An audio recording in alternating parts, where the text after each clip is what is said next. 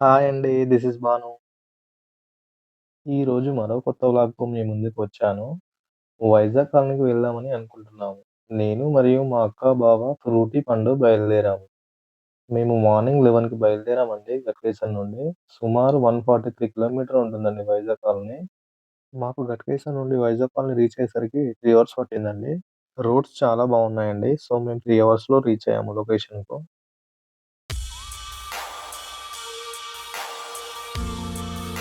Location reach అయ్యేసరికి ఎగ్జాక్ట్‌గా 2 PM అయిందండి. ఇక్కడికి రీచ్ అయ్యాక చుట్టూ చెట్లు ఉన్నాయని చూసాము. మాకు దగ్గరలో చెట్లు ఏం కనిపించలేదు. సో, మేము కారు పక్కనే కూర్చొని ఇంటి దగ్గర నుండి తెచ్చుకున్న ఫుడ్ తిన్నామండి.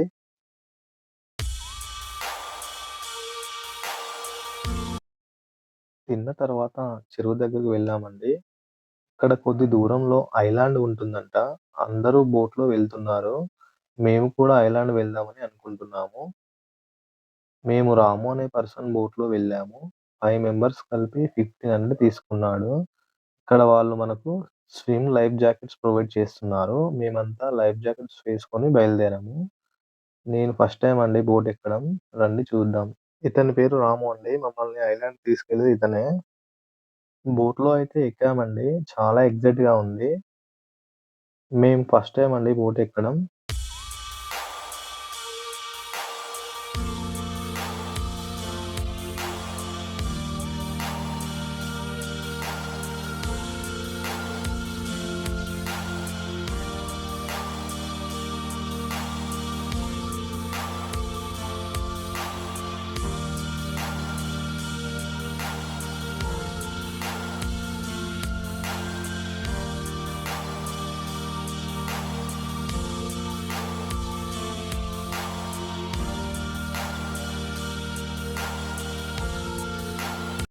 నిజంగా చాలా బాగుందండి. చుట్టూ వాటరు, కొండలు, పచ్చని చెట్లు.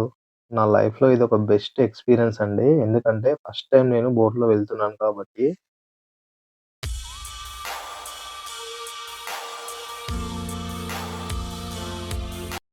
ఇప్పుడు మనం ఐలాండ్ రీచ్ అయ్యేసరికి మీకు ఒక కథ చెప్తాను వినండి. చుట్టూ విజువల్స్ చూస్తూ సరదాగా కథను వినండి. ఒకసారి ఒక సింహం అడవిలోంచి పోతూ చెదపురుగుల పుట్టపై కాలు వేసింది. వెంటనే అవి ఒక్కసారిగా అరిచాయి. సింహం మరింత రెచ్చిపోయి పుట్టను నేలమట్టం చేసింది. అడవికి రాజైనంత మాత్రాన సరిపోతుందా? కాస్తైనా హుందాతనం ఉండాలి. మా పుట్టను ఇలా ఎందుకు నాశనం చేశావు అని అడిగాయి కోపంగా. దానికి ఆ సింహం వెటకారంగా నవ్వుతూ ఉఫ్ అంటే ఎగిరిపోతారు. కంటికి సరిగా కనిపించైనా కనిపించరు. మృగరాజైన నన్నే ఎదిరిస్తారా? అని నిర్లక్ష్యంగా సమాధానం చెప్పి వెళ్ళిపోయింది. చెదపురుగులకు చాలా కోపం వచ్చింది. ఎలాగైనా ఆ సింహం పొగరు అణచాలని అవన్నీ కలిసి ఒక ఆలోచన చేశాయి. చెదపురుగులు ఏం చేశాయి అనేది ఐలాండ్ వెళ్లి రిటర్న్ వచ్చేటప్పుడు మిగతా స్టోరీ చెప్తానండి. సో, ఇదేనండి ఐలాండ్. ఇప్పుడు చుట్టూ ఓవర్‌లుక్ వేసి చూపిస్తాను చూడండి.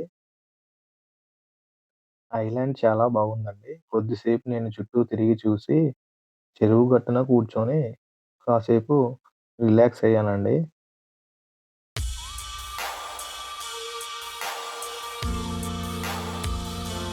ఆల్‌మోస్ట్ 1 అవర్ స్పెండ్ చేశామండి ఐలాండ్‌లో. చాలా చాలా బాగుంది ఎక్స్‌పీరియన్స్. ఇప్పుడు టైం ఈవినింగ్ 4:30 అవుతుందండి. సో, ఇప్పుడు మనం తిరిగి వెళ్దాం రండి.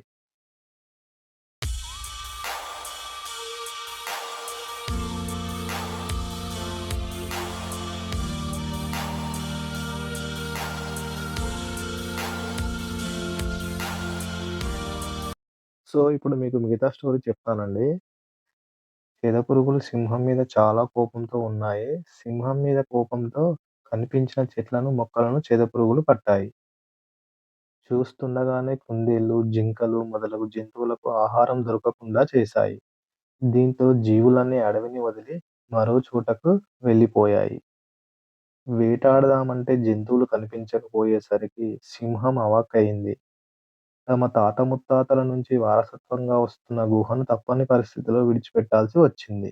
గత్యంతరం లేక మరో అడవిలోకి అడుగుపెట్టింది. ఎదపురుగులతో తాను అలా ప్రవర్తించకపోతే తనకిప్పుడు ఈ అవస్థ ఉండేది కాదు కదా అని అనుకుంది. ఇక ఎవరితోనూ అహంకారపూరితంగా వ్యవహరించకూడదని బుద్ధి తెచ్చుకుంది. ఈ కథలోని నీతి: అహంకారమే అసలు శత్రువు. సో, కథ మీకు నచ్చుతుందని అనుకుంటున్నాను ఫ్రెండ్స్. సో, ఇప్పుడు మనం కొద్దిసేపట్లో చెరువు గట్టునకు రీచ్ అవ్వబోతున్నాం. ఇదండి ఇవాళటి వ్లాగ్. నాకైతే చాలా చాలా నచ్చింది. మరో కొత్త వ్లాగ్‌తో మళ్ళీ కలుద్దాం. Keep watching.